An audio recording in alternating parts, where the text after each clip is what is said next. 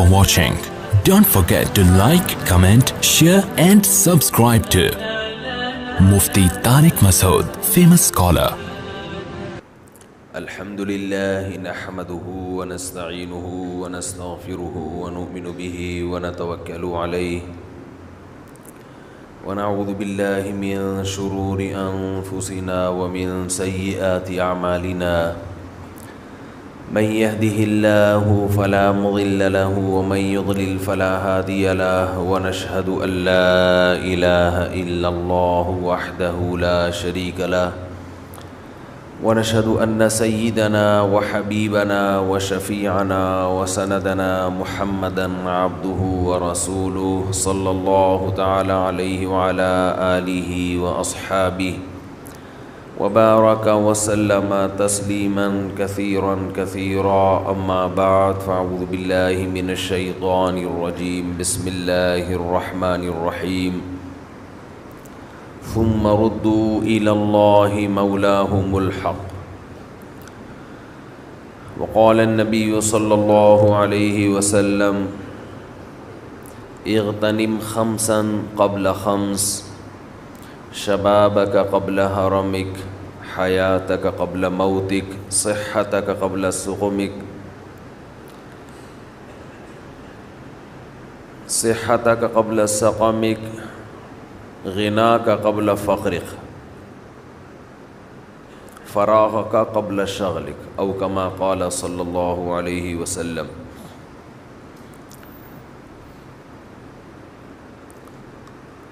رسول اللہ صلی اللہ علیہ وسلم نے ارشاد فرمایا کہ 5 چیزوں کو 5 چیزوں سے پہلے غنیمت سمجھو۔ اللہ نے ہمیں 5 نعمتیں ایسی دی ہیں کہ یہ 5 نعمتیں ہمیں وقتی طور پر ادھار ملی ہوئی ہیں، یہ ہماری اپنی اور ذاتی نہیں ہیں۔ اور یہ 5 نعمتیں ایسی ہیں کہ جب انسان کے پاس ہوتی ہیں تو وہ اس خوش فہمی میں مبتلا ہو جاتا ہے کہ یہ نعمتیں میرے پاس ہمیشہ رہیں گی۔ شبابک قبل حرمک، فرمایا جوانی کو غنیمت سمجھو بڑھاپے سے پہلے۔ جب آدمی جوان ہوتا ہے تو اس خوش فہمی میں مبتلا ہوتا ہے کہ میں ہمیشہ اسی سٹائل میں زندگی گزارتا رہوں گا۔ یہ حماقت اور بے وقوفی ہے کہ جیسے آج ہو ویسے آپ کل ہوگے۔ اسی حماقت میں انسان گناہ کرتا ہے، عیاشی کرتا ہے، ناجائز کام کرتا ہے۔ وہ یہ بھول جاتا ہے کہ حساب و کتاب کا دن تو بہت بعد میں آئے گا، بڑھاپا بہت پہلے آ جائے گا۔ بڑھاپا بھی حساب و کتاب کے دن سے پہلے کا ایک حساب و کتاب اللہ نے دنیا میں رکھا ہے۔ چال میں مضبوطی، انسان کی آواز میں مضبوطی، بات چیت، اور اس کے بعد ننکسہ فی الخلق، اللہ فرماتے ہیں انسان کو ہم ریورس گیئر لگا دیتے ہیں، چلو بھئی جہاں سے آئے تھے اسی حالت پہ جانا شروع۔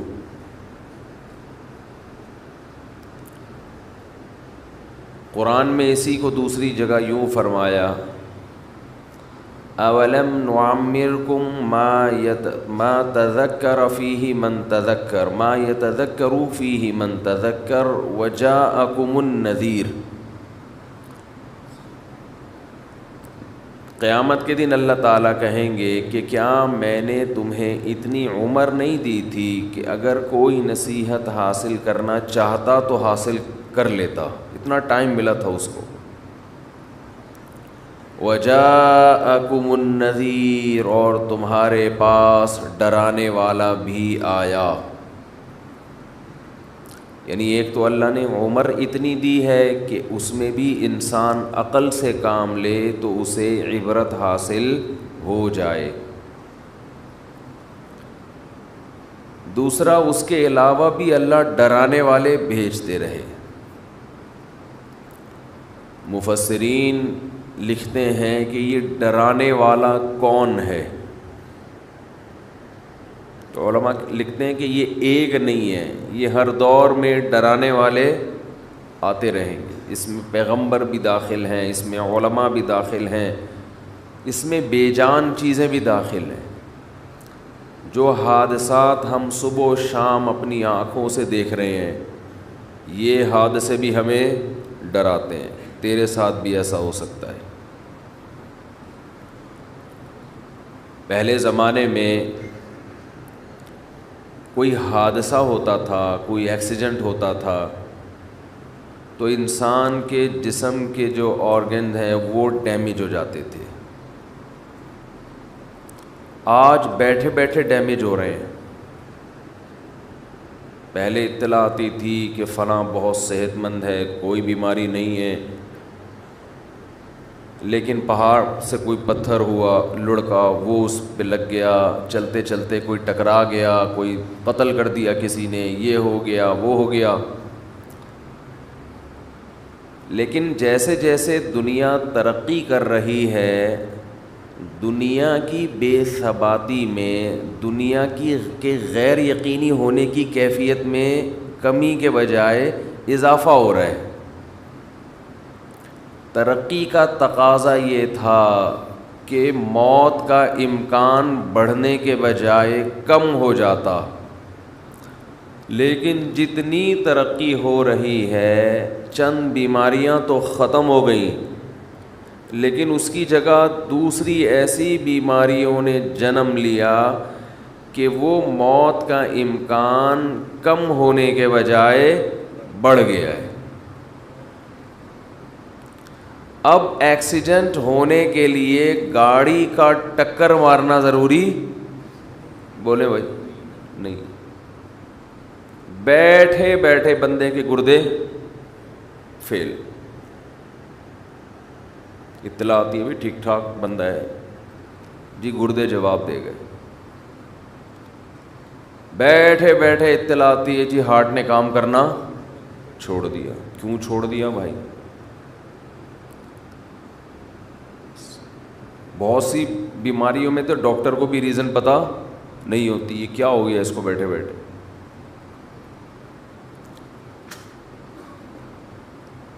تو گردے خراب، جگر خراب، ہارٹ اٹیک، ایسی ایسی بیماریاں. ہمارے ایک جوان دوست فٹ فاٹ، صبح اٹھے ہیں تو آدھے پیرالائز، آدھے دھڑ نے کام کرنا چھوڑ دیا. یہ اللہ کی طرف سے سگنل ہوتا ہے کہ ابھی آدھا خراب ہوا ہے، تھوڑے دنوں میں پورا خراب ہو جائے گا. جیسے اس آدھے دھڑ کے خراب ہونے کی آپ کو امید نہیں تھی، آپ خوش فہمی میں تھے کہ میں پورا ہی صحیح رہوں گا، جیسے ابھی پورا صحیح ہوں تو ہمیشہ پورا صحیح. اللہ آدھے پہ فالج گرا کے بتاتے ہیں کہ آدھی موت میں نے تجھے دے دی، ایسے ہی باقی بھی مر جائے گا کسی دن. لیکن جس کی پوری باڈی ٹھیک ہے وہ بھی موت کے لیے تیار نہیں، جس کی آدھی خراب ہو گئی آدھی ٹھیک ہے وہ بھی کھوپڑی میں موت کا تصور بٹھانے کے لیے تیار نہیں. ہر کام کے لیے ایگری ہے، معذرت کے ساتھ کمبخت مرنے کے لیے تیار نہیں ہے. کمبخت کا لفظ تو ہلکی گالی ہے. کھوپڑی میں یہ بٹھانے کے لیے تیار ہی نہیں ہے کہ میں مر بھی سکتا ہوں. بڑھاپا ہے آگے. رسول اللہ صلی اللہ علیہ وسلم نے فرمایا جوانی کو غنیمت سمجھو، کس سے پہلے؟ بڑھاپے. یہ میں حدیث کا پہلے ترجمہ کر دیتا ہوں تاکہ پوری حدیث ایک دفعہ سامنے آ جائے. صحتک قبل سقمک، بیماری سے پہلے غنیمت سمجھو صحت کو. آپ آج صحت مند ہیں, کل صحت مند بولیں نہیں ہوں گے. یہ جو فٹ فاٹ گھوم رہے ہیں ہمیشہ تھوڑی فٹ فاٹ رہیں گے. آپ کس خوش فہمی میں مبتلا ہو گئے بھائی. جو ڈاکٹر لوگوں کو صحت دیتا ہے وہ خود کل بیمار پڑا ہوگا بستر پہ. صحتک قبل سقمک فراغک قبل شغلک. فرمایا آج کی فراغت کو مشغولیت سے پہلے غنیمت سمجھو. آج آپ کے لیے عبادت کا ٹائم ہے. آج آپ کے پاس اللہ کے بارے میں سوچنے کا ٹائم ہے. آج آپ کے پاس خیر کے کاموں کا ٹائم ہے. کل ایسی مصروفیت آ سکتی ہے کہ ہو سکتا ہے سر کھجانے کی فرصت آپ کے پاس نہ ہو. کوئی ایسی ٹینشن آ سکتی ہے کہ اسی میں مشغول ہو جاؤ. ابھی تو پب جی کھیلتے رہو بیٹھ کے فارغ ہو. کوئی بیماری مسلط ہو سکتی ہے. مشغولیت کا مطلب یہ نہیں کوئی ایسی جاب لگ جائے جس میں آپ 24 گھنٹے مشغول ہو, یہ بھی ممکن ہے. مشغولیت کا مطلب کوئی ایسی فکر, کوئی ایسی ٹینشن جو آپ کو تمام چیزوں سے غافل کر دے اور ایک ہی چیز کے پیچھے آپ لگے رہو. اس میں آپ کو کسی دوسری چیز کے بارے میں سوچنے کا موقع نہ ملے. جیسے کوئی بھوکے سے پوچھے کہ 2 اور 2 کتنے, تو وہ جواب میں کہتا ہے 4 روٹیاں. بھوک ایسی ٹینشن ہے کہ آدمی کو ہر چیز سے غافل, صرف وہ روٹی کے بارے میں سوچے گا. تبھی میں رمضان میں عصر کے بعد بیان بولو نہیں کرتا. مجھے پتہ ہے اس وقت ان کا دماغ خالی نہیں ہے, ان کے دماغ میں پکوڑے اور سموسے گھسے ہوئے. ان کو سمجھائیں گے سمجھ میں نہیں آئے گا. نبی صلی اللہ علیہ وسلم نے فرمایا پچھلی امتوں میں ایک پیغمبر نے جہاد کا حکم دیا اپنے ماتحت لوگوں کو. لڑائی اتنی سخت تھی, اتنی سخت, مسلمان کمزور تھے, دشمن بہت طاقتور. تو ان پیغمبر نے حکم دیا کہ جس شخص کی نئی نئی شادی ہوئی ہے اس کو ہمارے ساتھ جانے کی اجازت نہیں ہے. کیوں؟ وہ میدان میں بہادری سے لڑے گا نہیں, اس کا دل اٹکا رہے گا. یہ مثال ہے کہ انسان کے سامنے کوئی بھی آپ نے اس کو ویژن دینا ہے, کوئی بھی بات اس کے دماغ میں اتارنی ہے تو خالی ذہن ہونا ضروری ہے. کھوپڑی میں کچھ بھی اگر اس کے گھسا ہوا ہوگا تو وہ آپ کی بات غور سے بولو بھائی نہیں سنے گا. یہ کھوپڑی جو ہے نا یہ ایک ہی ٹائم پہ 2 جگہ مشغول نہیں ہوتی. بھوک لگ رہی ہے اور آپ اس کو کچھ بٹھا کے سمجھا رہے ہیں, سمجھ میں نہیں آئے گا. لوگ مجھے کہتے ہیں رمضان میں, ابھی تو گزر گیا رمضان میں جا کے آپ بیان کریں. میں کہتا ہوں بھائی رات کو بیان کروں گا, دن میں بیان نہیں کروں گا.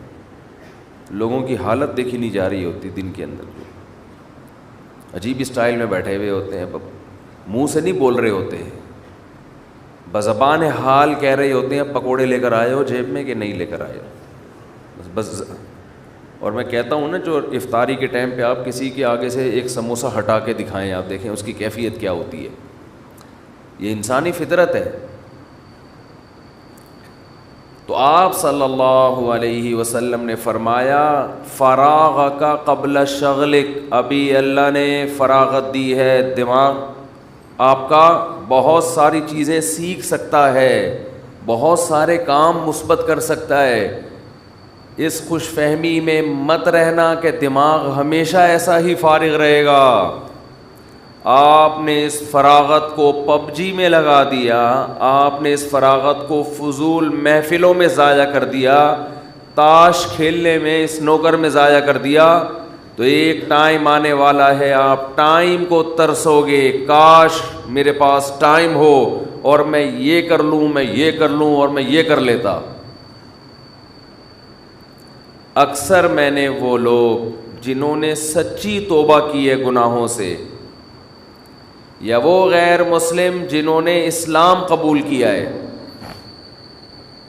اکثر ان کو میں نے جتنا اس بات پہ تڑپتا دیکھا ہے کہ کاش جو وقت گزر گیا وہ واپس آ جائے, اتنا کسی اور بات پہ ان کو میں نے تڑپتا ہوا نہیں دیکھا کہ ہم دیر سے آ رہے ہیں دین کی طرف.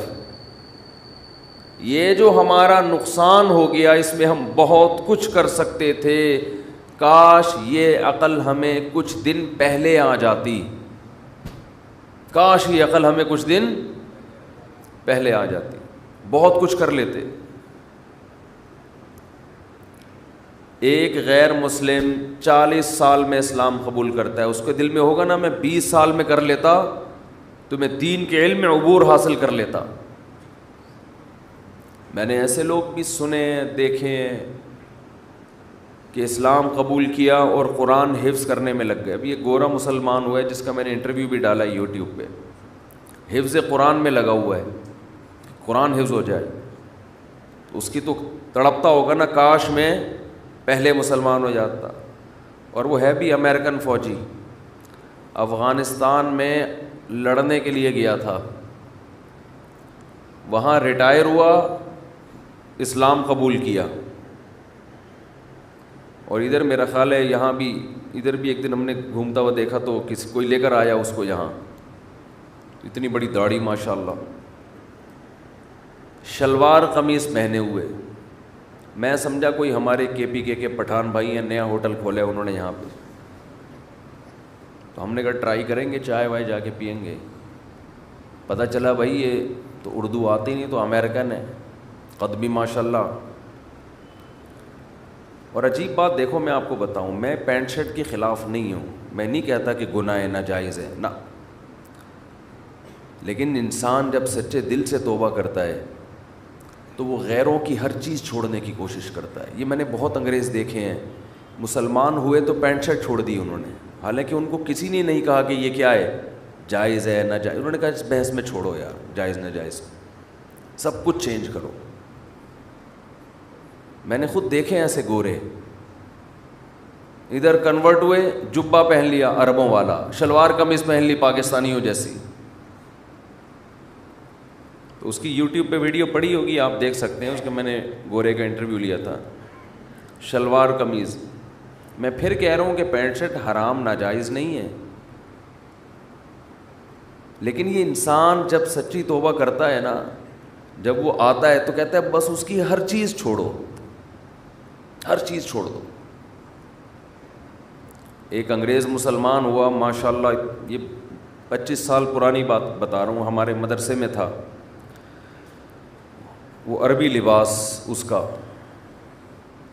اور بڑی لمبی لمبی نمازیں پڑھتا تھا. ہم اس کی نماز دیکھ کر شرمندہ ہوتے ہیں کہ یار اتنی تمیز سے نماز پڑھتا ہے.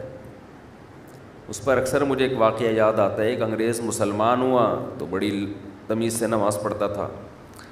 اس نے کسی پاکستانی سے پوچھا یار تمہاری 2 منٹ میں نماز ختم ہو جاتی ہے. پاکستانی چپ تو رہ نہیں سکتا.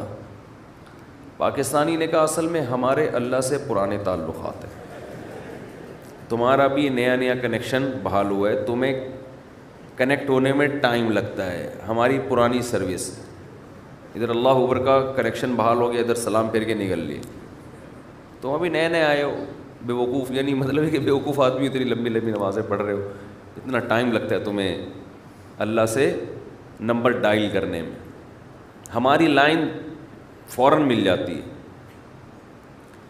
تو وہ اتنی لمبی نماز, اتنی لمبی نماز.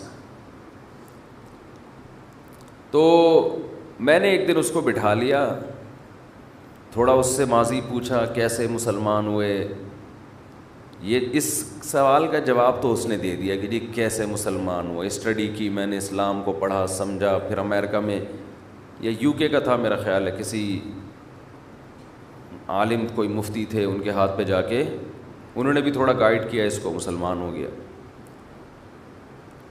تو میں نے پھر اس سے پوچھا کہ پہلے آپ کیا کرتے تھے, یعنی اسلام سے پہلے آپ کیا لائف اسٹائل تھا آپ.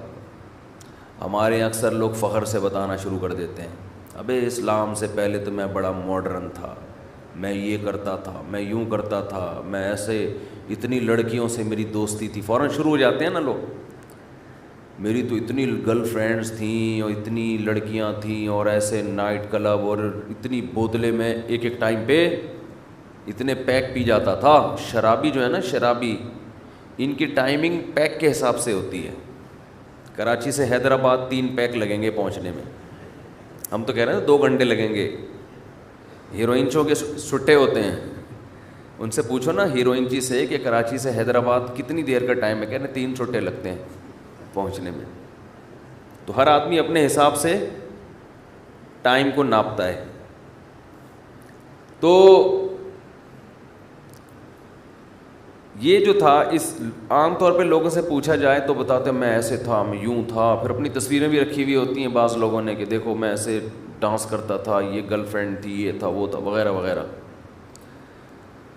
لیکن جب انسان سچی توبہ کرتا ہے تو اس کی یہ کنڈیشن نہیں ہوتی. گورے ہیں, گوروں میں کچھ چیزیں بڑی خاندانی ہیں, شاید 2 نمبر ہی نہیں ہے, شاید کہہ رہا ہوں 100% تو کوئی نہیں کہہ سکتا. میں نے اس سے پوچھا, میں نے کہا بھائی آپ ماضی میں کیا تھے, ایسے کہا, اس نے کہا ماضی میرا ختم, میں نے بھلا دیا ہے, اس پہ میں تبصرہ کرنا بھی پسند نہیں کرتا.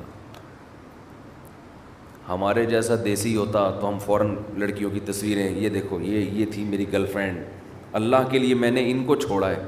دیکھ رہے ہو یہ بوتلیں دیکھی, کبھی دیکھی ہے یہ بوتل آپ نے, خواب میں بھی دیکھی ہے یہ بوتل کبھی, آپ نے تو فیڈر دیکھا ہوگا, یہ بوتلیں پیتا تھا میں, 1 چمچہ پی کے دکھاؤ. ہم فوراً کس پہ آتے ہیں, شو بازیوں پہ. اس نے کہا بھائی ماضی کے قصے کیا تھا کیا نہیں تھا, پلٹ کیا, یو ٹرن لیا میں نے, بس ختم. دماغ سے اس کا اثر پڑتا ہے. انسان جب اپنے ماضی کے گناہوں کو یاد کرتا ہے اور وہ چھوڑ چکا ہو تو وہ اس کی مستقبل والی زندگی پہ اثر ڈالتے ہیں کہ تو یہ تھا, تو ایک اور دفعہ اگر کر لیا تو کیا ہو گیا. بھائی دماغ سے نکالو ان چیزوں کو, بس ہم نہیں تھے, ہم ہمیشہ سے ایسے ہی ہیں. پرانا زمانہ یاد آ کے ستاتا ہے انسان کو کہ میں کیسی عیاشی کرتا تھا اور کیا تھا اور کیا تھا.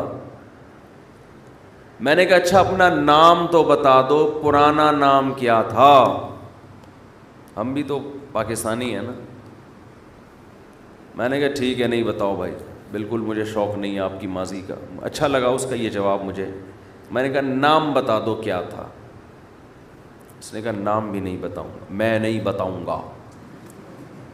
اس نے کہا میں نہیں بتاؤں گا, مجھے نام بھی پرانا, اس کا تذکرہ بھی اچھا نہیں لگتا. کیا اسلام پہ فخر ہے. دیکھو کوئی بھنگی ہو اور 20ویں گریڈ کا آفیسر بن جائے, وہ لوگوں کو بتائے گا کہ میں پہلے بھنگی تھا.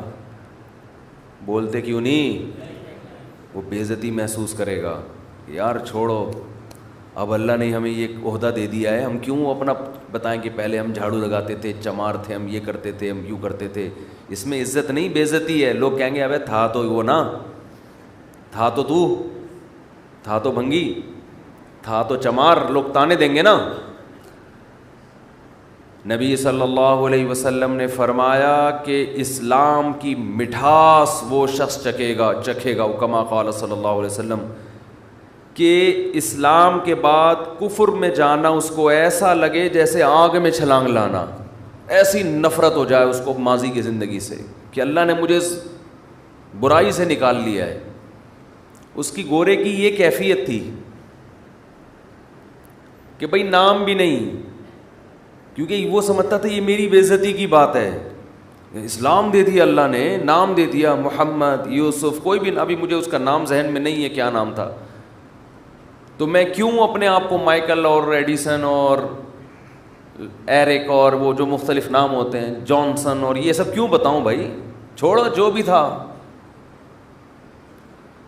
یہ توبہ کی تکمیل کی علامت ہے. کیسی توبہ کی ہے؟ خاندانی, کہ اسلام پہ اتنا فخر ہے, کفر سے اتنی نفرت ہے کہ کفر کی کوئی یادگار, کوئی تختی اپنے ساتھ لگانے کے لیے تیار نہیں ہے.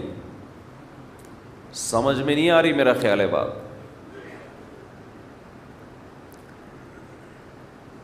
یہ ہے خاندانی توبہ. تو ہم تو پھر بھی, ہمارے ہاں لوگ جاب کے لیے اپنے نام تبدیل کر رہے ہیں. مجھے پاس تو آتے رہتے, کال سینٹر میں کال آتی ہے تو ہم بتاتے ہیں میں جانسن بات کر رہا ہوں. ابے میں نے کہا تیرا نام تو ستار ہے, اتنا اچھا نام ہے, میں بیانات میں اکثر ذکر کرتے رہتا ہوں, وسیم بھائی, ستار بھائی, اور تو اپنے آپ کو کیا کہہ رہے ہے فون پہ؟ جانسن. کہہ رہے نہیں, ایکچولی وہ لوکیشن چینج کرنی پڑتی ہے کہ وہ سمجھیں گے پاکستان سے بات کر رہے ہیں, تو پھر وہ ہم یہ شو کرتے ہیں جیسے میں امریکہ سے بات کروں, میں جانسن بات کر رہا ہوں. مجھے تو بڑی غیرت آتی ہے یار, تمہیں اللہ نے اسلام دیا اور تم کیا بنے ہوئے ہو؟ جانسن بنے ہوئے. ایسا نہ ہو قبر میں فرشتہ آئے حساب و کتاب کے لیے, کیا نام ہے آپ کا, آپ کہیں میں ستار, آپ کہیں تو جانسن ہے. ستار نہیں ہے, تو کیا ہے؟ تو جانسن بات, تو مائیکل بات کر رہا ہے, تو جارج کیا نام ہے وہ, برنارڈ بات کر رہا ہے. جو بھی نام ہوتے ہیں ان کے نام, تو انسان کی پہچان, سب سے پہلے نام سے مذہب کا پتہ چلتا ہے.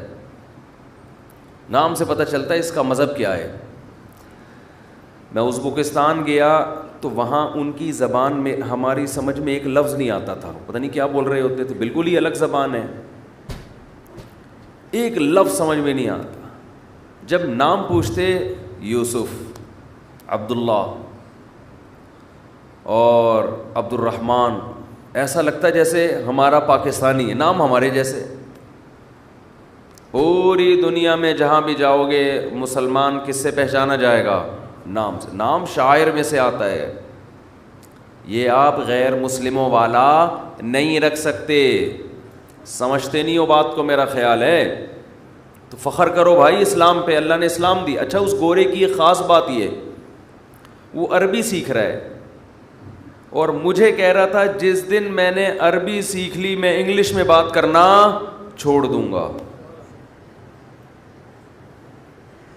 نہیں آ رہی بات؟ آپ کہیں گے کچھ زیادہ ہو گیا, اتنا تقویٰ ہم افورڈ نہیں کر سکتے. میں جائز ناجائز کی بات نہیں کر رہا, آپ انگلش بولے. اس نے کہا وجہ اس کی یہ ہے کہ یہ میں اس کی جو اپنے ساتھ میری براہ راست بات ہوئی نا وہ بتا رہا ہوں آپ کو. اس نے کہا جو روحانیت عربک میں ہے وہ انگلش میں نہیں ہے. اس نے کہا انگلش میں شو بازی زیادہ, یہ اس کے الفاظ ہیں, شو بازی زیادہ ہے اس زبان میں, اسٹائل زیادہ ہیں. یہ گورے کے الفاظ ہیں, اور گورا بھی کوئی بچہ نہیں تھا, میرا خیال ہے 45-50 سال کا تو پورا آدمی ہوگا پراپر. تو نا بچے جذباتی ہوتے ہیں, تو وہ آ گئے تو کہہ رہے اس میں تکبر, اسٹائل, یہ اس میں زیادہ ہیں. پھر بھی سیکھیں آپ, بین الاقوامی زبان ہے, ضرورت ہے. اس کو تو آتی تھی نا, اس لیے کوئی ٹینشن نہیں تھی. اس نے کہا عربی سیکھوں گا. اور بھی بڑی قربانیاں اس کی, زندگی وقف کر کے آیا تھا کہ پوری زندگی کہاں گزارنی ہے, دین کی خدمت میں. دیکھو اس کے لیے پاکستان آیا ہے, علم سیکھنے کے لیے. پاکستان کی اگر دنیا میں کسی بات پہ کوئی قدر کی نگاہ سے دیکھا جاتا ہے نا, تو 2 شعبے ہیں جن میں پاکستانیوں کو عزت کی نگاہ سے دیکھا جاتا ہے. ان 2 کے علاوہ کوئی اور آپ کے پاس ابھی تک ایسی ایبلٹی نہیں ہے, قابلیت نہیں ہے کہ جس کی بیس پر آپ کو محض پاکستانی ہونے کی وجہ سے گلے لگایا جائے. ایک آپ کی فورسز, عسکری قوت. یہ جو سعودی عرب بار بار عمران خان کو بلا کے گلے والے مل رہا ہے کرونا کی احتیاط کے ساتھ, وہ جو ڈیجیٹل گلے ہو رہے ہیں نا آج کل, تو وائی فائی پہ گلے ملا جا رہا ہے. تو یہ جو پاکستان کو سعودی عرب جو پروٹوکول دیتا ہے, آپ کا کیا خیال ہے؟ سعودی عرب پاکستان سے قرضہ مانگتا ہے, ہے بھائی. ارے محمد بن سلمان کو عمران خان کی پینٹ سے کچھ پیسے چاہیے ہوتے ہیں, کچھ بٹوے سے. پینٹ تو عمران خان نے چھوڑ ہی دی, شلوار قمیص پہ آ گیا الحمدللہ. کچھ پیسے چاہیے ہوتے ہیں یا کیا چاہیے ہوتا ہے. پاکستان کی ویلیو اگر ہے تو صرف کس کی بیس پہ؟ آرمی کی بیس پہ. ایک ادارہ ہمارے ہاں 10 برائیوں کے باوجود, 10 خامیوں کے باوجود پھر بھی ایک ایسا ادارہ ہے جس کی وجہ سے دنیا میں ہم آنکھوں میں آنکھیں ڈال کے بات کرنے کے قابل ہیں. بم ہے, ایک پاورفل کنٹری ہے. دوسری چیز جس کی وجہ سے آپ کو عزت کی نگاہوں سے دیکھا جاتا ہے وہ پاکستان کا مذہبی تشخص. یہاں کے علماء, اگرچہ اس میں فرقواریت بھی بہت ہے, 2 نمبری بھی بہت ہے, مگر 1 نمبری بھی یہیں پر حقیقت میں, جتنی 1 نمبری بھی یہاں پر ہے اتنی شاید اتنے ہول سیل کے حساب سے نہ ہو کہیں.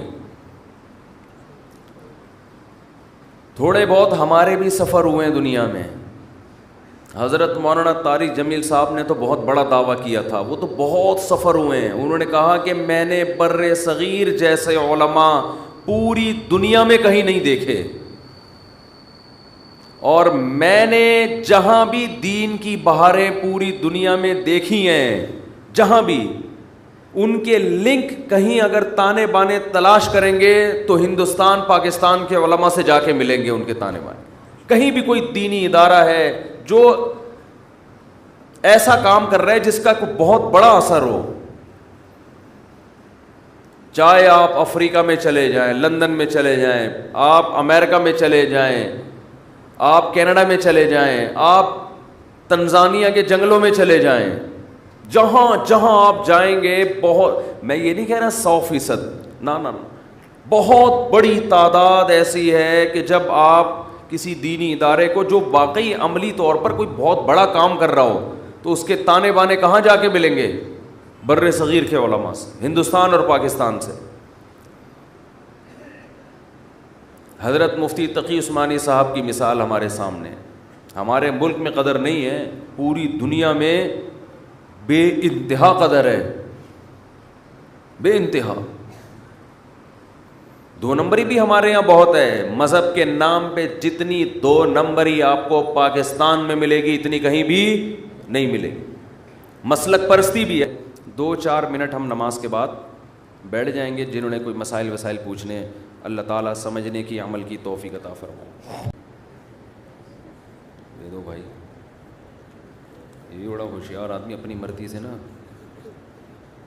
پرچے آگے پیچھے کر کے جو اس کو زیادہ اچھے لگتے ہیں وہ اوپر رکھے ہیں.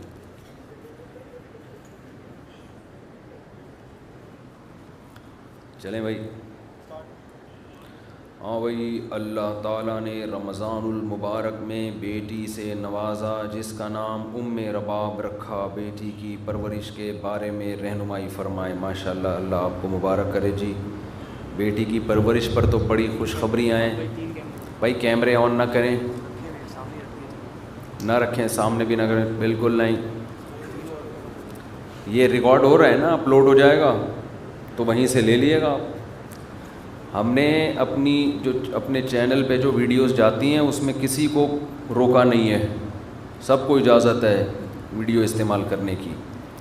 اس پہ بعض دفعہ یوٹیوب کی طرف سے ایک اسٹرائک آتی ہے. وہ اسٹرائک اس کی نہیں ہوتی کہ بند کر دیں, یا وہ پتہ نہیں کیا ہوتی ہے, وہ آپ ایڈمن سے پوچھ لیں, اس میں کوئی کچھ بھی نہیں ہوگا آپ کو.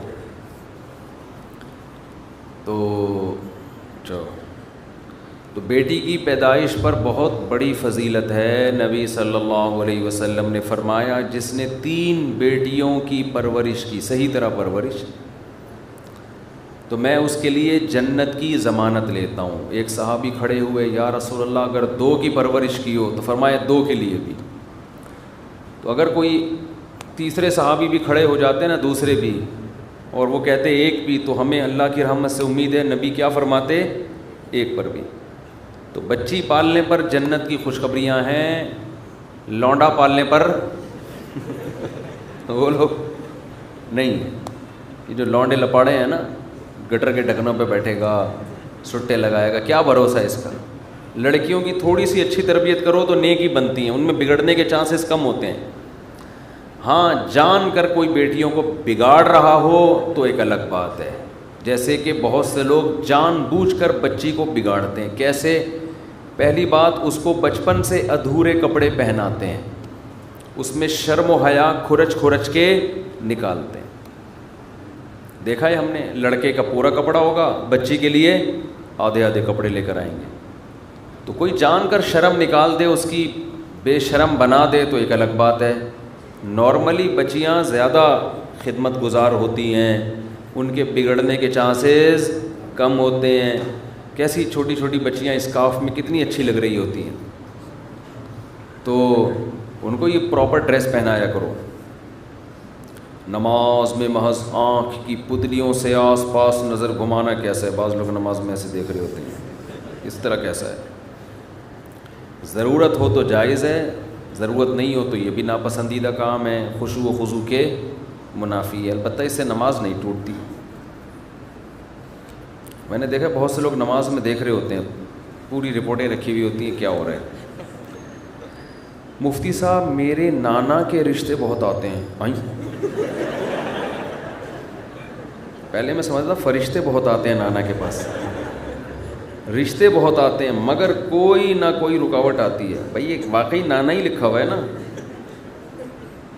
میرے نانا کے رشتے بہت آتے ہیں کوئی نہ کوئی. بھائی نانا ہونا خود ایک بہت بڑی رکاوٹ ہے، حقیقت ہے.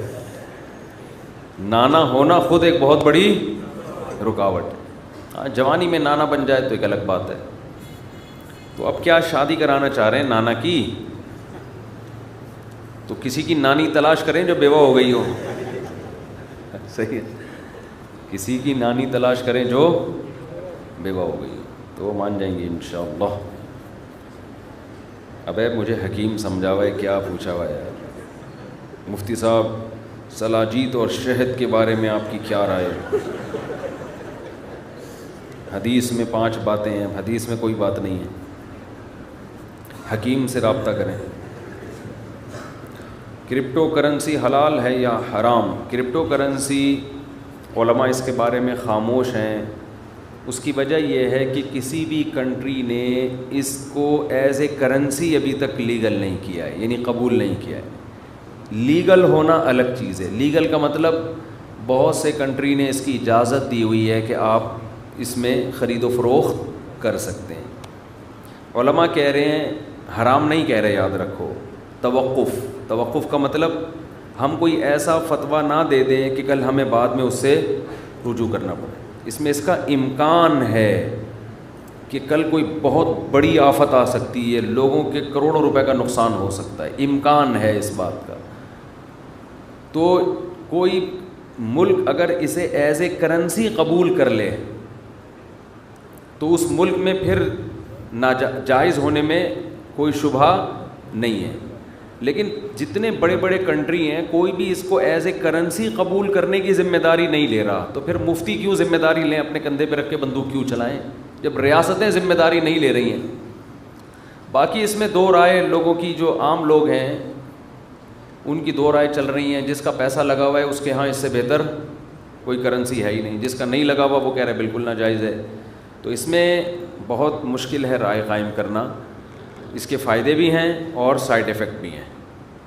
فائدے دیکھیں گے تو ایسا لگے گا یہ اللہ کی بہت بڑی نعمت ہم پہ نازل ہوئی ہے، لیکن کچھ سائیڈ ایفیکٹ بھی ہیں کہ ان فیوچر ایسا ہو سکتا ہے کہ اتنی بڑی چپت لگے نا کہ آپ کے ہوش اڑ جائیں. امکان ہے، میں نہیں کہہ رہا کہ لازمی ہے. تو اس لیے ہماری بہت اس پہ ہم نے بحثیں کی ہیں جامعۃ الرشید میں بھی، اور اس سافٹ ویئر کے ماہرین بھی آئے کیسے بنتی ہے، کہ بہت اس پہ ورکشاپس ہوئی ہیں جامعۃ الرشید میں، بہت اس کو سمجھا گیا ہے. لیکن نتیجہ یہی ہے جب تک ریاست اس کو اس ایز اے کرنسی قبول نہیں کرتی ہے، ریاست ذمہ داری نہیں، جیسے نوٹوں کی تو ریاست کی ذمہ داری ہے، حامل حاضہ کو مطالبہ پر ادا کرے گا، لکھا ہوتا نا نوٹ پر، پتہ نہیں لکھا ہوتا کہ نہیں ہوتا. اسٹیٹ بینک ذمہ داری لیتا ہے کہ آپ نوٹ لے کے جائیں، وہ مانے گا یہ 100 روپے کا نوٹ ہے، وہ یہ نہیں کہہ سکتا اس کی کشتی بنا کے پانی میں چلاؤ. تو جب تک کوئی ریاست اس کو ایز اے کرنسی ذمہ داری نہیں لے لیتی تو اس وقت تک علماء اس کے بارے میں خاموش ہی رہیں گے، جو سنجیدہ بڑے علماء ہیں. مفتی صاحب بدلے نئے نوٹ کی گٹی اضافے پیسے خریدنا جائز نہیں ہے۔ لوگ کیا کرتے ہیں، گلے ہوئے نوٹ دے دیتے ہیں، زیادہ ہوتے ہیں، اور سڑے صحیح نوٹ، جیسے آپ نے 1000 کا کھلا کرایا، 100 کے کڑک کڑک نوٹ آپ نے دیے یا آپ نے لیے، اور اس کے بدلے میں 1010 روپے اس کو دے دیے، تو یہ 10 روپے کیا ہوا؟ سود ہوا ہے جو آپ نے اس کو دیا ہے، یہ حرام ہے۔ اس کو جائز کرنے کا طریقہ یہ ہے کہ کوئی دوسری چیز بھی درمیان میں ڈال دیں، کوئی ماچس کی ڈبیا ڈال دیں، کوئی ٹافیاں ڈال دیں، تاکہ جو اضافی پیسے ہیں وہ اس ٹافی یا ماچس کے بدلے میں ہو جائیں، تو یہ پھر جائز ہوگا۔ ہمارے یہاں بہت سے لوگوں کو مسائل میں مہارت نہیں ہوتی، تو وہ کہتے ہیں یہ دیکھو کان ادھر سے پکڑو ادھر سے پکڑو، ایک ہی بات ہے، سود تو کھلا دیا نا، ٹافی درمیان میں لے آئے تو کیا ہوا؟ تو وہی بات ہے نا، جس کی فیلڈ نہیں ہے، جب وہ ہر ایک کی فیلڈ میں ٹانگ اڑائے گا تو پھینکتا ہے پھر وہ۔ جب سود رہا ہی نہیں ہے تو کان ادھر سے پکڑو ادھر سے پکڑو کیوں؟ جب ایک چیز پہ سود کی تعریف ہی صادق نہیں آئے گی، وہ جو اضافی پیسے ہیں وہ کس کے مقابلے میں آ گئے؟ چیز کے مقابلے میں، تو سود رہا ہی نہیں ہے نا، پھر ادھر سے پکڑو ادھر سے پکڑو نہیں ہوتا، پھر یہ کہ سود ہی نہیں ہے۔ اچھا بھائی مفتی صاحب، کیا چھپکلی کا میرے اوپر گرنا کسی مصیبت کی علامت ہوتی ہے؟ یہی مصیبت ہے کہ چھپکلی آپ کے اوپر گر گئی، مزید علامتوں کی آپ کو ضرورت نہیں ہے۔ پہلے 50 دن چھپکلی گری تو میری بہن کا فیس جل گیا، وہ 27 روزے کو، آج پھر گری ہے، آج پھر گری۔ آپ کی سسٹر کا فیس جل گیا، اللہ تعالیٰ ان کو شفا عطا فرمائے، بڑے غم کی بات ہے، لیکن اس کا چھپکلی گرنے سے کوئی تعلق نہیں ہے، یہ جہالت کی باتیں ہیں، زمانے جاہلیت کی۔ حدیث میں آتا ہے کہ لا عدوہ ولا طیرہ، اسلام میں بدشگونی نہیں ہے۔ تو یہ چھپکلیاں وپکلیاں، کتا گزر گیا آگے سے تو پتہ نہیں کیا ہو جائے گا، کوا بیٹھا ہوا ہے تو کیا ہو جائے گا، کینچی چل رہی ہے خام خام میں تو اس سے کچھ بھی نہیں ہوتا۔ ویسے خام خام میں کینچی باقی چھپکلی ہے بڑا گندا جانور، بہت برا جانور ہے۔ حدیث میں آتا ہے کہ جب ابراہیم علیہ السلام کو آگ میں ڈالا گیا تو چھپکلی پھونک مار مار کے اس آگ کو بھڑکا رہی تھی، اس لیے چھپکلی کو مارنے کا حکم ہے۔ آپ کہہ سکتے ہیں جس چھپکلی نے بھڑکایا ہوگا اس کو مارو نا، ان چھپکلیوں کا کیا قصور ہے؟ اصل میں جانوروں کا تو اس کا بھی قصور نہیں تھا جو بھڑکا رہی تھی۔ یہ مثالیں حدیث میں ہوتی ہیں یہ سمجھانے کے لیے کہ اس کی جبلت میں انسان کو نقصان پہنچانا ہے، یہ انسان کے لیے فائدہ مند جانور نہیں ہے۔ سمجھتے ہو کہ نہیں سمجھتے؟ چھپکلی جو حدیث میں جب چھپکلی کا لفظ آتا ہے تو اس میں گرگٹ بھی داخل ہوتا ہے، یعنی چھپکلی کی جنس کے جتنے جانور ہیں وہ اس میں داخل ہوتے ہیں، سمجھتے ہو؟ تو چھپکلی گرگٹ جہاں دیکھو بم دھماکے سے اڑا دو ان، ٹھیک ہے، لیکن تمیز سے مارو، تڑپا کے مت مارو۔ نبی نے فرمایا جس نے چھپکلی کو ایک وار میں مارا 100 نیکیاں۔ کیا مطلب؟ جتنے وار میں مارو گے نیکیاں کم، کیونکہ اس سے جانور کو تکلیف زیادہ ہوتی ہے۔ لوگ مارتے ہیں پہلے دم کٹتی ہے، 1 گھنٹہ دم کا ناچ دیکھتے ہیں وہ کھڑے ہو کر، پھر دیکھتے ہیں وہ چھپکلی کہاں گئی، پھر ایک بار مارا وہ غلط لگا، اس کی ایک ٹانگ ٹوٹ گئی، وہ تڑپا تڑپا کے جانور کو تکلیف۔ تو ایک دفعہ دیوار پہ ایسے کر کے جوتا مارو اسٹیکر بن جائے اس کا۔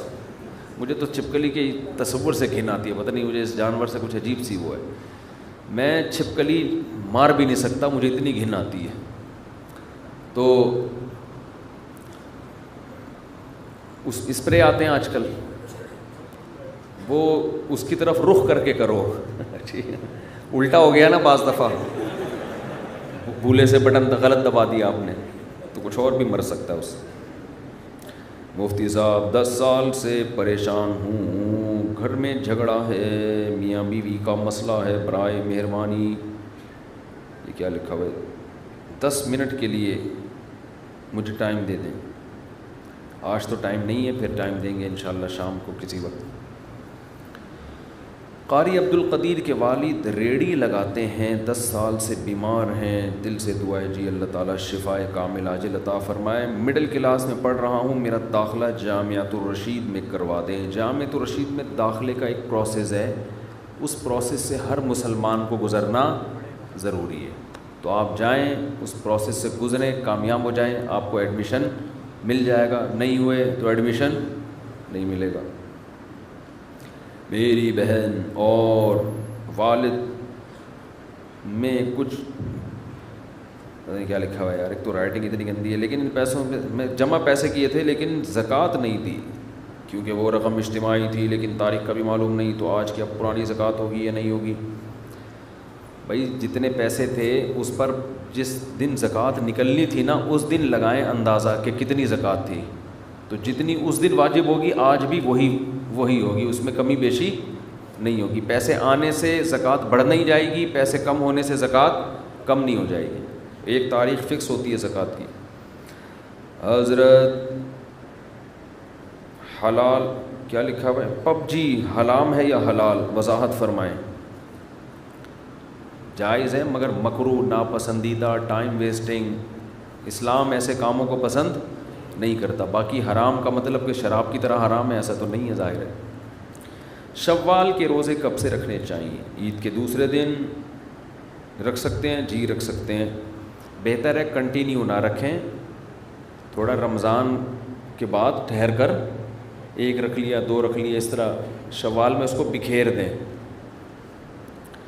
بعض علماء کہتے ہیں کہ وہ شروع میں بعض علماء اس کے مکروہ ہونے کے قائل تھے. امام ابو حنیفہ سے بھی کراہت کا قول ملتا ہے, مکروہ ہے. وہ اس کی وجہ علماء بیان کرتے ہیں کہ بالکل رمضان کے بعد 6 روزے رکھنے میں کنٹینیو یہ نقصان تھا کہ کل لوگ اس کو رمضان کا حصہ نہ سمجھنا شروع کر دیتے. تو اب یہ احتمال بالکل ختم ہو گیا. کوئی بھی نہیں, آپ 6 اکٹھے بھی رکھیں گے تو کوئی نہیں سمجھے گا کہ رمضان ہے. اچھا بھائی یہ کچھ اور بھی لکھا ہوا ہے. لوح قرآنی کی تختی گھر میں لگا سکتے ہیں؟ لگا سکتے ہیں. مفتی صاحب بینک سے گاڑی لینا میزان بینک سے کیسے جائز ہے, اس پر مناظرہ کریں. آ جا بھائی, کدھر ہے, بلا لے. آپ نے آج سلام اتنی جلدی پھیر لیا, کافی لوگوں نے درود بھی نہیں پڑھا. آج گرمی بہت شدید ہے, پبلک بہت زیادہ ہے, تو جب پبلک بھی بہت زیادہ ہو, گرمی بھی بہت شدید ہو, دھوپ میں لوگ کھڑے ہوئے ہوتے ہیں, تو میں بہت اسپیڈ میں نماز پڑھاتا ہوں. کیونکہ میرا خود کا تجربہ ہے, ہم نے بھی بعض دفعہ دھوپ میں کھڑے ہو کر گرمیوں میں جمعے کی نمازیں پڑھی ہیں. اس وقت اندازہ ہوتا تھا کہ یار امام صاحب نا سر لگا رہے ہوتے تھے کھڑے ہو کر. بہت ٹف گزرتا ہے یہ منظر, آپ دھوپ میں کھڑے ہوں, گرمی بھی ہو, روڈ پہ کھڑے ہوئے ہوں اور امام صاحب اپنی سر میں لگے ہوئے ہوں. تو اس وقت ہماری جو کیفیت ہوتی تھی نا جب ہم پڑھتے تھے پہلے, تو اب تو پڑھاتے ہیں نا, پہلے تو پڑھتے تھے, تو وہ مجھے منظر یاد آتا ہے. تو اس لیے جب گرمی بھی ہو, رش بھی زیادہ ہو, تو میں اسپیڈ میں نماز پڑھاتا ہوں. خطبہ بھی دیکھو کتنا مختصر پڑھا ہے میں نے, تو وہ میں نے درود شریف دعا پوری پڑھی ہے لیکن تھوڑا اسپیڈ میں. تو جمعے کے دن جب رش زیادہ ہو تو آپ بھی اسپیڈ, وہ اسپیڈ پہ ایک چیز ہے, پھر ابھی نہیں اسپیڈ کیسے بڑھتی ہے. اچھا مناظرہ کریں گے بھائی بینک سے گاڑی لینے کے بارے میں. مناظرے کے لیے مناظرے کا اہل ہونا ضروری ہے.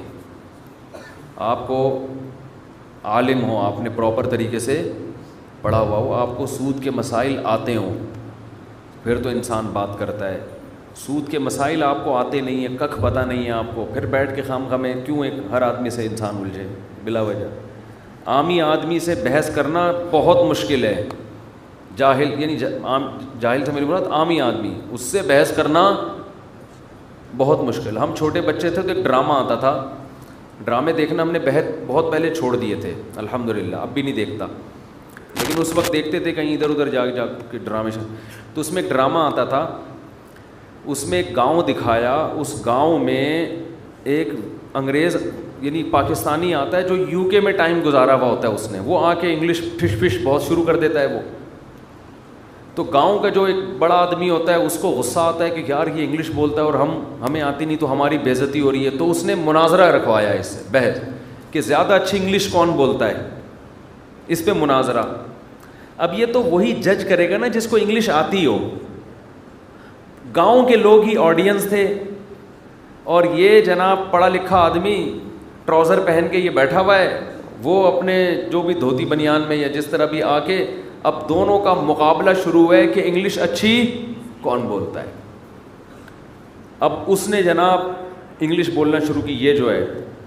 اچھا انہوں نے کہا جو امپائر کا فیصلہ ہے نا وہ آخری ہوگا. اب جو لندن سے آیا تھا پڑھا لکھا, اس نے کہا یار یہ تو بڑے زبردست لوگ ہیں, آخری فیصلہ کس کا معتبر ہوگا؟ جو بھی امپائر ہے, جو بھی ثالثی, وہ بھی گنوار دیہاتی, وہ بھی کوئی, اس کو کون سا انگلش آتی تھی.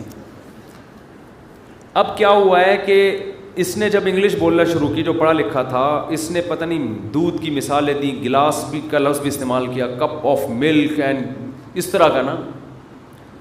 صبح اپنے کئی معمولات, بہت پرانا قصہ ہے, مجھے صحیح طرح یاد بھی نہیں ہے. I get up early in the morning and I take a cup of milk and I take water in glass. اس طرح کی باتیں اس نے شروع کر دیں.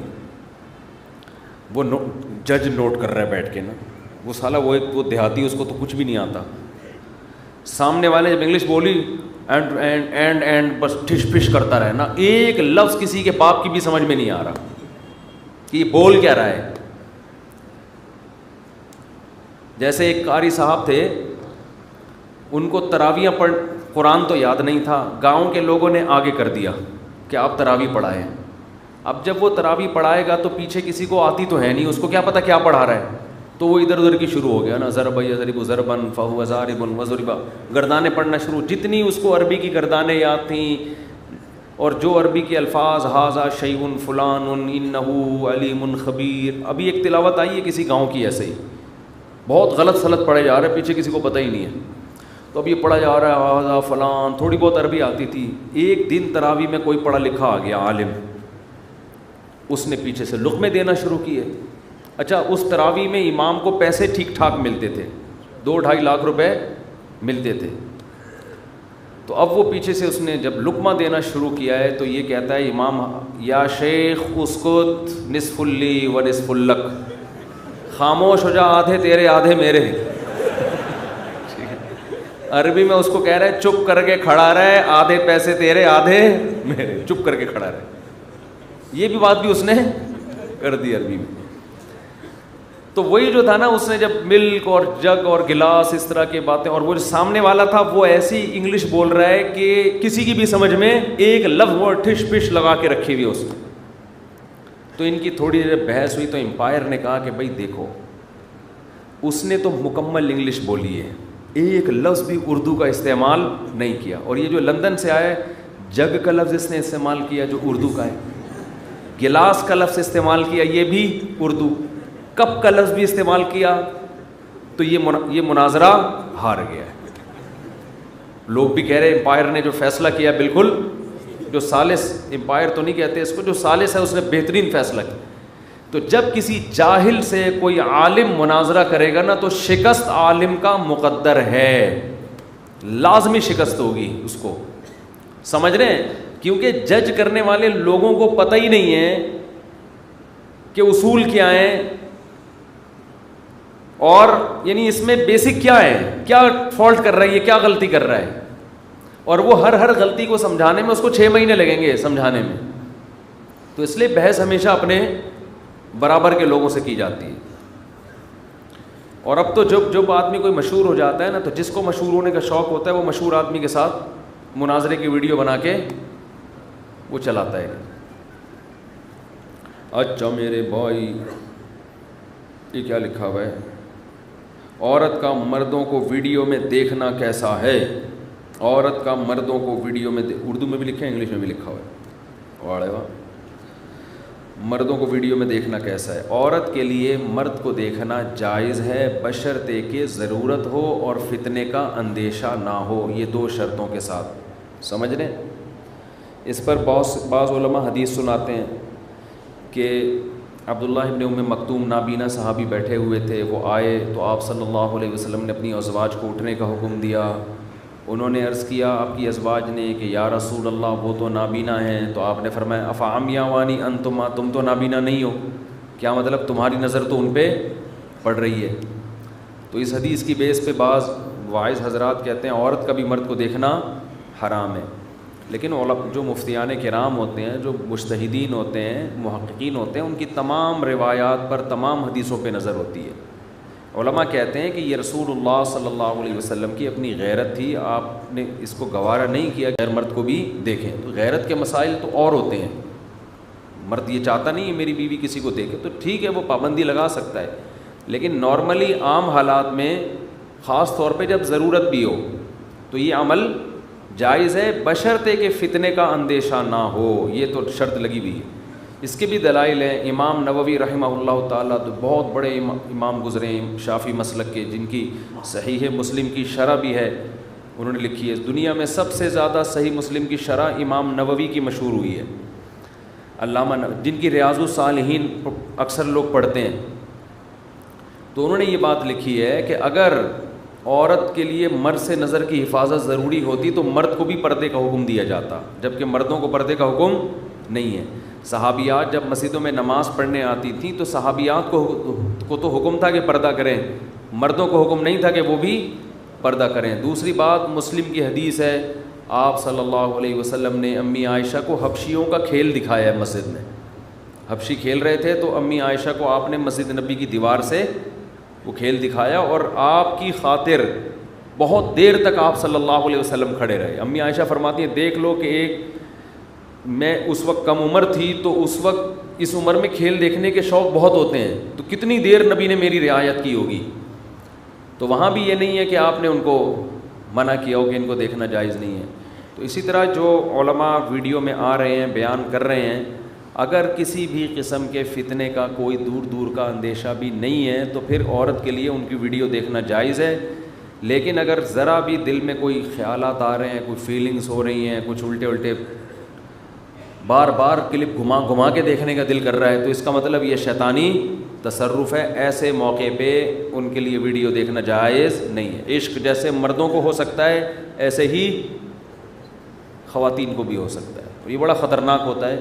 بہت سے ایسے واقعات ہیں ہمارے حضرت کے دور میں، ایک خاتون، اس وقت تو آڈیو بیانات آتے تھے، ویڈیو آتے بھی نہیں تھے، تو ایک خاتون عاشق ہو گئی تھی، ایک خطیب تھے پنجاب کے بڑے مشہور، نام نہیں بتاؤں گا ان کا، تو وہ ان کی آواز بڑی زبردست تھی، تو وہ خاتون ان کی آواز پہ ایسی عاشق ہوئی ہے کہ صبح سے شام ان کے آڈیو بیانات ہی سنتی رہتی تھی، پاگل ہو گئی بالکل، ان کی آواز پہ لٹو ہو گئی۔ حضرت کو خط لکھا کہ یہ ہو گیا، حضرت نے کہا کہ آپ ان کے بیانات سننا چھوڑ دیں۔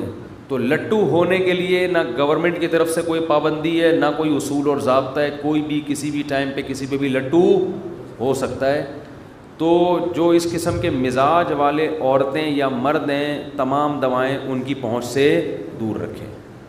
ان کو ہم یہی مشورہ دیتے ہیں کہ آپ ویڈیو نہ دیکھیں، اور خاص طور پر جوان آدمی کی ویڈیو دیکھنے میں فتنے کا اندیشہ زیادہ ہوتا ہے، تو ان کو چاہیے کہ بوڑھے علماء کی ویڈیوز دیکھا کریں، اس میں فتنے کا اندیشہ کم۔ جیسے ابھی ہم نے پرچی پڑھی تھی، نانا کے رشتے نہیں آ رہے، تو وہ نانا کی جب ویڈیو بنے گی تو ان کے رشتے بولو نہیں آئیں گے، تو نانا کے بیانات سن سکتی ہیں خواتین، ٹھیک ہے نا۔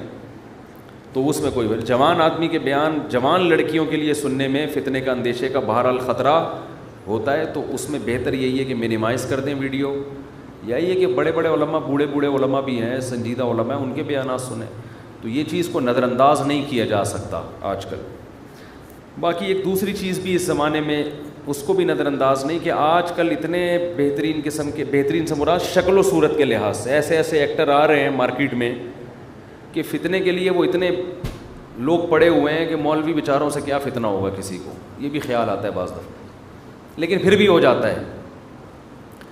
فتنہ ایسی چیز ہے جب کھوپڑی گھومتی ہے نا انسان کی تو وہ کچھ نہیں دیکھتا، لیکن اتنا کچھ ہے انٹرنیٹ پر دیکھنے کے لیے کہ وہیں بہت کچھ فتنہ ہو رہا ہے لوگوں کو۔ اچھا بھائی، پھر بھی احتیاط کرنی چاہیے۔ نظر کو اتارنے کا طریقہ، اگر کسی کے بارے میں پتہ چل جائے کہ اس کمبخت کی نظر لگی ہے، معذرت کے ساتھ، ویسے تو یہ پتہ چلانا بہت مشکل ہے، یہ جو عامل لوگ بتا رہے ہوتے ہیں نا اس کی نظر لگی ہے، یہ تو جھوٹ ہی بول رہے ہو، اکثر کا لفظ بھی غلط ہے، جھوٹ بول رہے ہوتے ہیں یہ۔ لیکن اگر یقینی طور پہ پتہ چل جائے کہ فلاں کی نظر لگی ہے، جیسے بعض دفعہ ہوتا ہے آپ نے قربانی کا کٹ بیل لے کر آئے، ایسا ہم نے بہت واقعات آئے ہیں سامنے، ایسا خوبصورت جانور آپ لے کر آئے، آپ کے ماموں آئے، ان کا دیکھنا تھا اور جانور کا گرنا، ایسا ہوتا ہے۔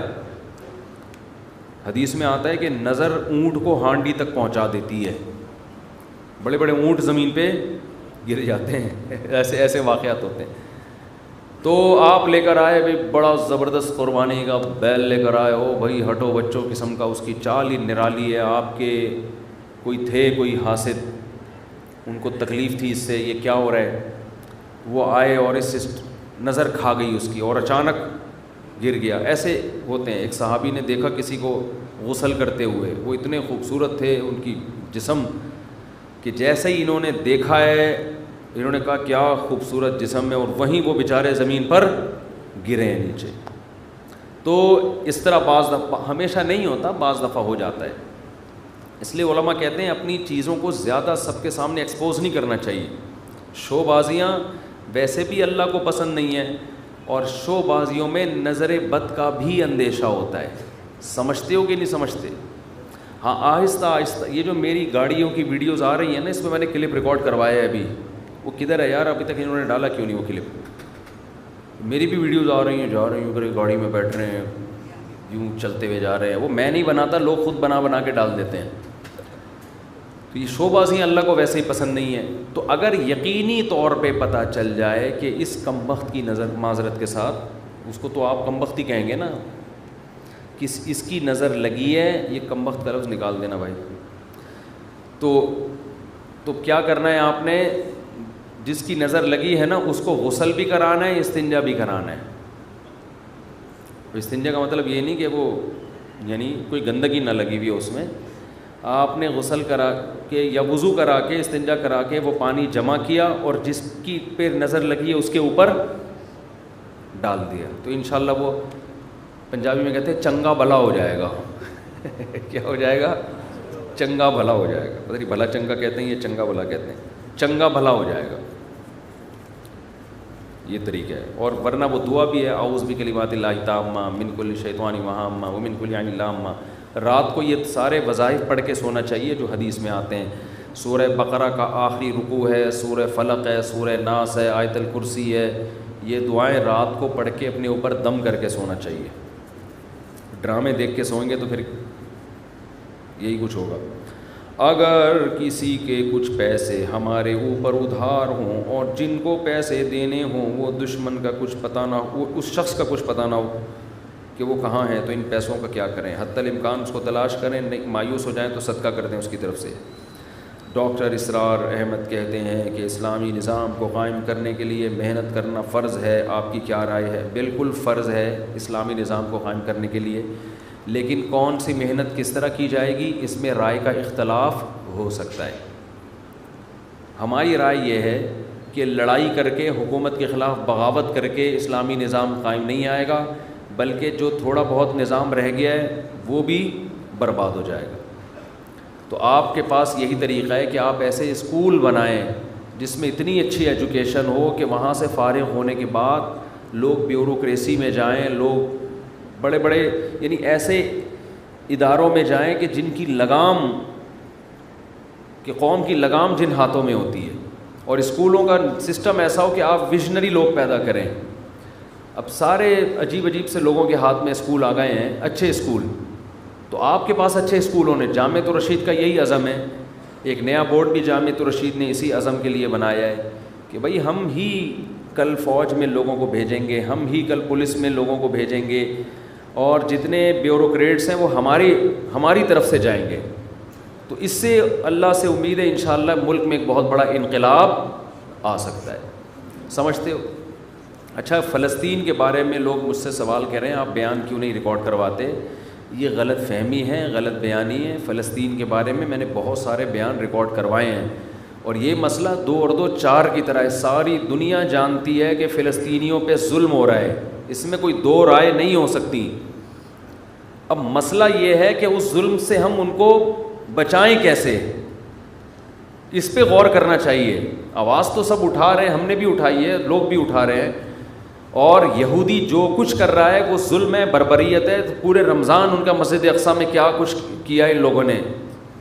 ہم نے بھی ختم قرآن پہ ان کے لیے بہت اپنی طرف سے جتنی ہم دعائیں مانگ سکتے تھے مانگی ہیں. تو دیکھیں اس وقت جو ہے نا 2 کام ہم کر سکتے ہیں. ہمارے اور آپ کے کرنے سے وہ کچھ نہیں ہوگا جو ہمارے حکمرانوں کے کرنے سے ہوگا. جمہوری حکمران دیکھتے ہیں کہ ہماری پبلک کیا چاہتی ہے ہم سے. اگر پبلک بھرپور طریقے سے فیس بک پر, سوشل میڈیا پہ, یوٹیوب پہ, یعنی سوشل میڈیا کے جتنے بھی ذرائع ہیں, بھرپور احتجاج کرے تو ہمارے حکمران بھی احتجاج کرنے پر مجبور ہوتے ہیں. اس وقت طیب اردگان جس طرح اس فلسطینیوں کے حق میں آواز اٹھا رہے ہیں نا, اگر جب تک یہ ہمارے سارے اسلامی کنٹریز کے سربراہان اس انداز سے آواز نہیں اٹھائیں گے, اس وقت تک بات بننے والی نہیں ہے.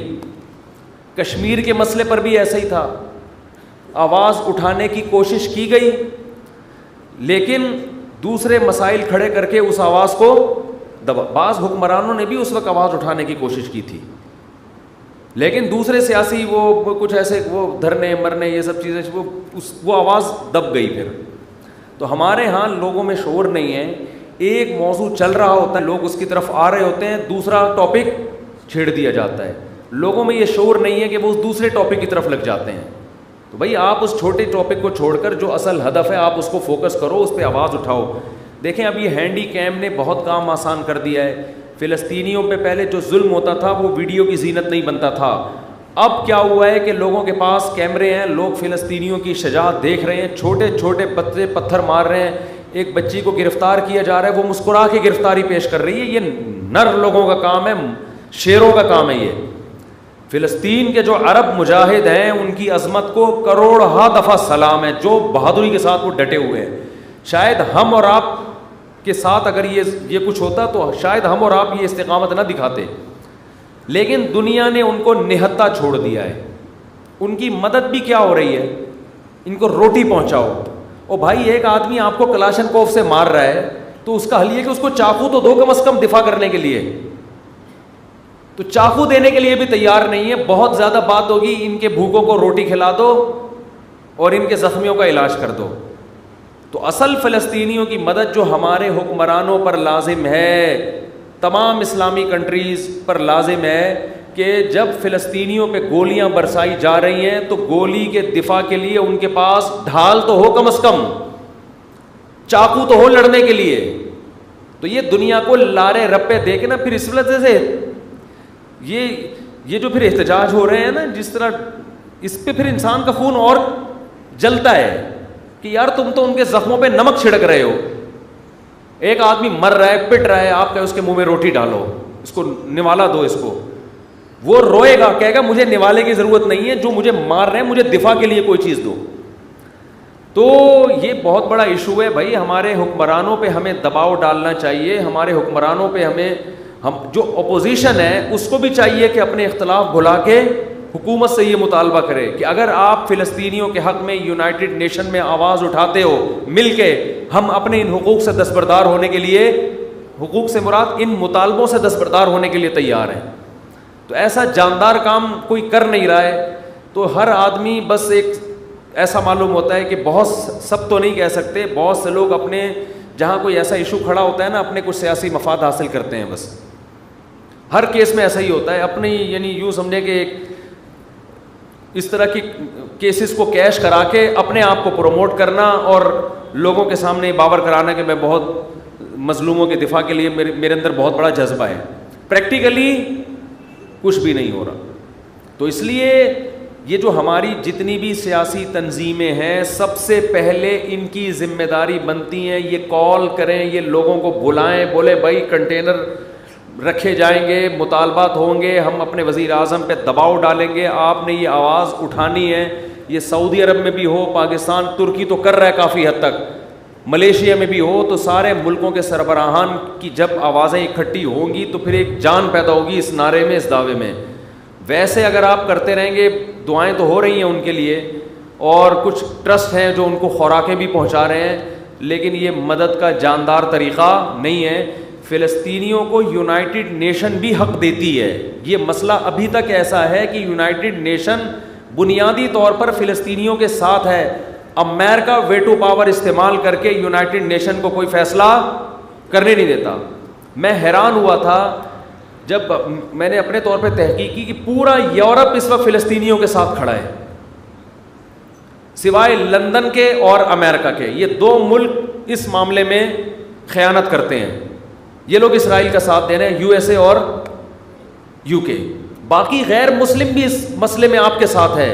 تو اس میں تو اگر مسلم کنٹریز متحد ہو کے یونائٹڈ نیشن میں مضبوط طریقے سے آواز اٹھائیں تو آپ کے حق میں بہت کچھ ہو سکتا ہے. لیکن مسئلہ غیروں کا نہیں ہے, مسئلہ اپنوں کا ہے. ان تلوں میں تیل نہیں ہے, اور اپنوں کا بھی مسئلہ نہیں ہے, عوام کا مسئلہ ہے. عوام کے جو سیاسی لوگ ہیں وہ ان کو اپنے ذاتی مفاد کے لیے تو استعمال کرتے ہیں, عوامی مفاد کے لیے استعمال نہیں کرتے کہ ملک کا فائدہ کس میں, عوام کا فائدہ کس میں. تو اس لیے بھائی اس میں جو ہے نا کچھ جو ہماری سیاسی تنظیمیں ان کی بڑی ذمہ داری بنتی ہے کہ بہت بھرپور طریقے سے. ابھی یہ مسئلہ گرم ہے, ساری دنیا ویڈیوز دیکھ رہی ہے, لوگ جمع ہو جائیں گے آپ کی دعوت پر. تو اس طرح سے تو مؤثر کام ہو سکتا ہے, ورنہ جس طرح سے ہو رہا ہے اس طرح سے یہ ان کے بس یوں سمجھو کہ ان کے زخموں پہ نمک چھڑکنے والی بات ہے. اللہ تعالیٰ توفیق دے. کشمیر کا بھی یہی ہے, جب کشمیر میں ظلم ہوتا ہے تو بھائی ہم چھوٹے چھوٹے مسائل پر کتنے بڑے بڑے دھرنے ہو جاتے ہیں ہمارے, چھوٹے چھوٹے مسائل پر, اور کیسے حکومت پہ مطالبات منوائے جاتے ہیں. تو یہ تو بڑے بڑے مسائل ہیں. قرآن میں اللہ کا کیا ارشاد ہے, ان اللہ لا یغیر ما بقوم حتی یغیروا ما بانفسہم. اس کو شاعر نے اس آیت کا ترجمہ شعر میں کیا ہے, خدا نے آج تک اس قوم کی حالت نہیں بدلی, نہ ہو جس کو خیال آپ اپنی حالت کے بدلنے کا.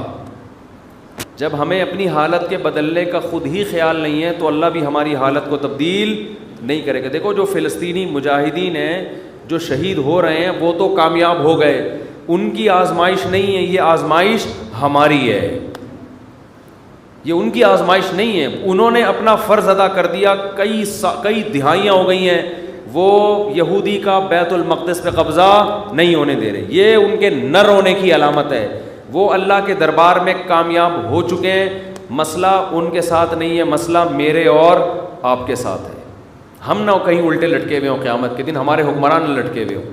تو اس لیے اپنی جو سوچ ہے نا, اپنا جو مطالبے کا جو ہدف ہے اس کو ایک کرنے کی ضرورت ہے. پوری قوم کی کاز ایک ہونی چاہیے, ہدف ایک ہونا چاہیے, اس پہ ڈٹنا چاہیے.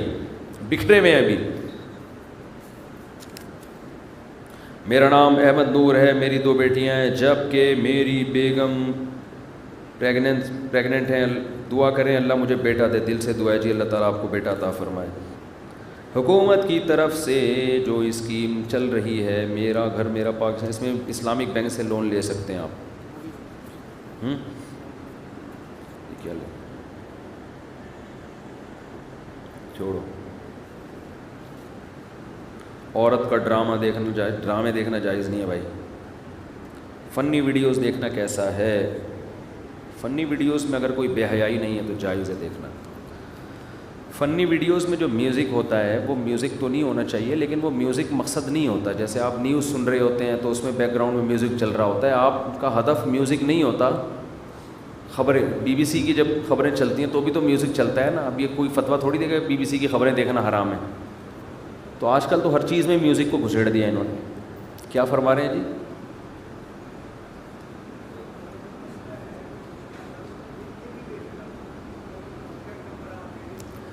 میں فون اٹھاتا نہیں ہوں, میرے لیے ناممکن ہو گیا فون اٹھانا. لوگ کہتے ہیں ایک الگ سے نمبر لوگوں کو دے دیں, تو وہ بھی لوگ اتنے ہیں کہ وہ الگ کے نمبر کا بھی یہی حشر ہوگا. تو جامع الرشید میں آپ پوچھ لیں نا, دیکھیں فون نمبر ہم نے دیا ہوا ہے جامع الرشید کا, تو وہ فون پہ مسئلہ وہاں پوچھیں, یا جامع الرشید پوسٹ کر دیں مسئلہ, TCS کر دیں, جوابی لفافہ ڈال کے ریٹرن میں اسٹیمپ کے ساتھ جواب آ جائے گا. تو یہ زیادہ آسان ہے. سبحانک اللہم و بحمدک نشہد ان لا الہ الا انت نستغفرک و نتوب الیک. مجھ سے مصافحہ نہ فرمائیں, عین نوازش ہوگی.